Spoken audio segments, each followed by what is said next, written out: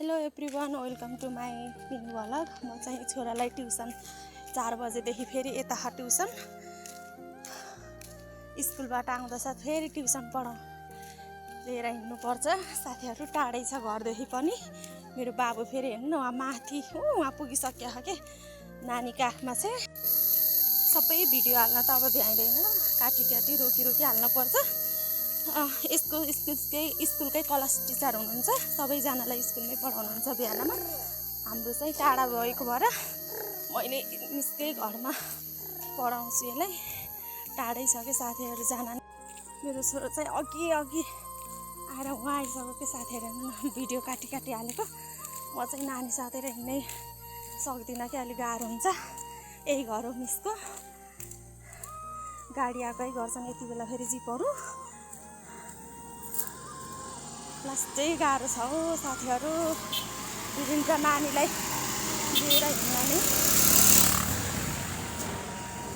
चाहिँ मिसको घरमा आइसक्यौँ साथीहरू।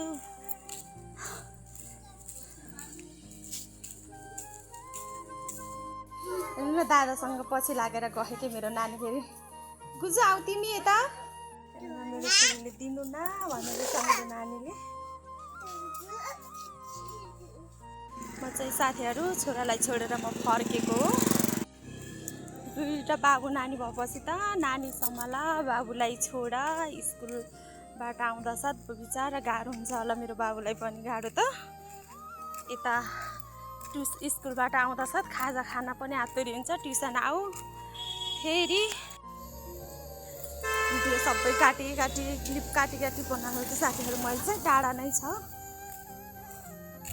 अहिले फेरि लिन पनि आउनुपर्छ रातिको, कहिले 7 बज्छ, कहिले 8 बज्छ, कहिले मिसले नै ल्याइदिनुहुन्छ। चाहिँ घरमा पुगिसक्न लागिसके साथीहरू। यस्तो छ हेर्नु साथीहरू, अलि बाटो बेलुकामा चाहिँ अलि डर लाग्छ क्या। यहाँनिर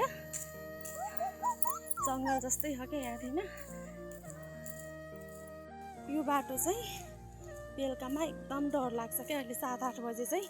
अनि कहिलेकाहीँ त मिसले नै ल्याइदिनुहुन्छ, अनि कहिले चाहिँ सासूआमा पनि आउनुहुन्छ बाबु लिन।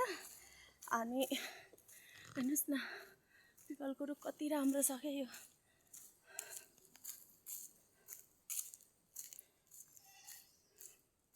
अब हाम्रो घर चाहिँ यहाँबाट उक्लानु पर्छ।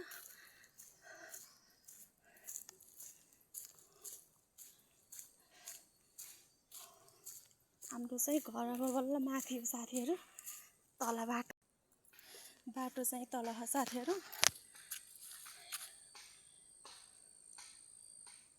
कस्तो राम्रो आकाश देखिएको नि। घर चाहिँ हाम्रो माथि हो, माथि देखिया हो। बाटो चाहिँ यति जानुपर्छ है। हेर्नुहोस् साथीहरू, यो उकालो सबै गएपछि मेरो घर आउँछ। देख्दा धेरै देखे पनि धेरै चाहिँ छैन यो उक्लन। म घरमा आइसकेँ साथीहरू छोरालाई छोडेर। कति राम्रो देखेको र पानी परेर नि होला कि सायद।